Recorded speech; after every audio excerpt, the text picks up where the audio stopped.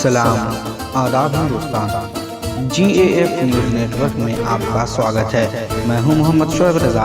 आइए चलते हैं आज की बड़ी खबर की तरफ। गौसे आजम फाउंडेशन के चेयरमैन सैफुल्लाह साहब, मेरे साथ कांग्रेस के वरिष्ठ नेता ब्लॉक कांग्रेस कमेटी के पूर्व अध्यक्ष कैलाश शर्मा जी, मंच में बैठे हुए डॉक्टर साहब और उपस्थित बंधु। जैसा कि आज के इस युग में जो अर्थ से जुड़ा हुआ है, हर व्यक्ति अपनी अर्थव्यवस्था को मजबूत करने में लगा हुआ है। बहुत कम लोग ऐसे होते हैं जिनके दिल में समाज के प्रति, समाज में बैठे हुए अंतिम व्यक्ति जो गरीब है उसके प्रति दर्द होता है। गौसे आजम फाउंडेशन का काम पिछले लंबे समय से मैं देख रहा हूं कि ये फाउंडेशन उस व्यक्ति की मदद करने के लिए हमेशा तैयार रहता है जो समाज की सबसे अंतिम पंक्ति में बैठा हुआ है।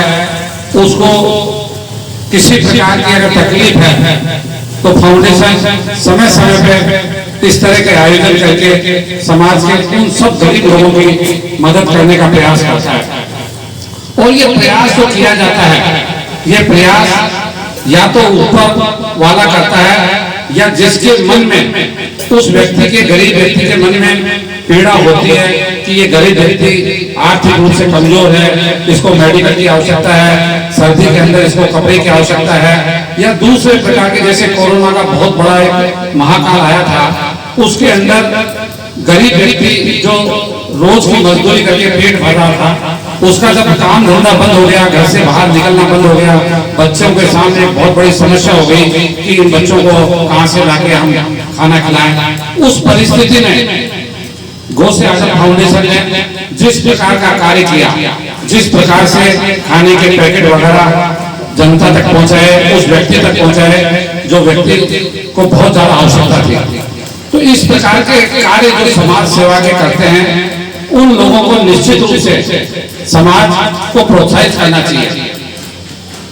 जोटोड़ा विधानसभा क्षेत्र में ऐसे अनेक कच्ची बस्तियां हैं, अनेक ऐसे इलाके हैं जहां आर्थिक रूप से कमजोर, दैनिक मजदूरी करने वाले परिवार रहते हैं।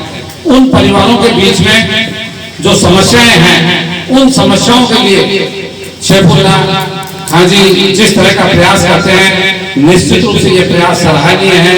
और इस तरह के प्रयास एक प्रेरणा मिलती है दूसरे लोगों को भी कि इस तरह के प्रयास दूसरे लोग भी करें, जिससे समाज के अंदर एक संदेश जाए, समाज के अंदर जो व्यक्ति आर्थिक रूप से कमजोर है उसको समय के ऊपर सुविधा मिले, उसकी मदद हो।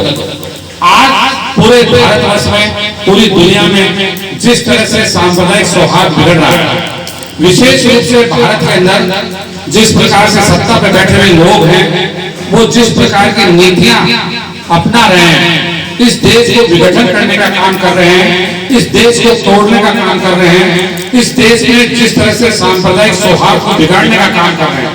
मेरा गौसे आजम फाउंडेशन के चेयरमैन साहब से निवेदन है कि जैसा आपने अपने उद्देश्यों में बैनर में लिख रखा है, हमें पुरजोर तरीके से इन लोगों की नीतियों का विरोध करना है।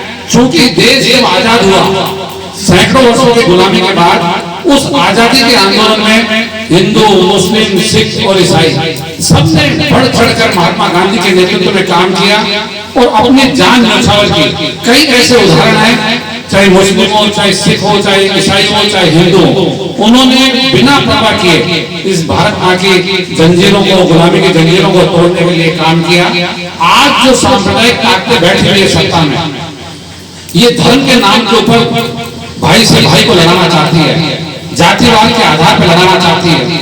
पिछले लंबे समय से, पिछले 3-4 महीने से मणिपुर के अंदर जो भारत का एक अभिन्न हिस्सा है, उत्तर पूर्व का, उसके अंदर जिस तरह का सांप्रदायिक सौहार्द बिगड़ा हुआ है और प्रधानमंत्री ने आंख नीच रखी है। ये देश का दुर्भाग्य देखिए आप कि जहां भारतीय जनता पार्टी की सरकार है, केंद्र में भारतीय जनता पार्टी की सरकार है, वहां महिलाओं के साथ कल्पना नहीं कर सकते हम जिस तरह के अत्याचार और अन्याय किए जा रहे हैं। नग्न करके महिलाओं को घुमाया जा रहा है, और उनको निर्वस्त्र करके जिस तरह से सामूहिक बलात्कार किए जा रहे हैं, चौराहे के ऊपर गोली से भूना जा रहा है, मैं कहता हूं ऐसा विभत्स दृश्य कल्पना करके भी पूरे शरीर में सिरहन उड़ जाती है। और देश का प्रधानमंत्री आंख मीच के बैठा हुआ है।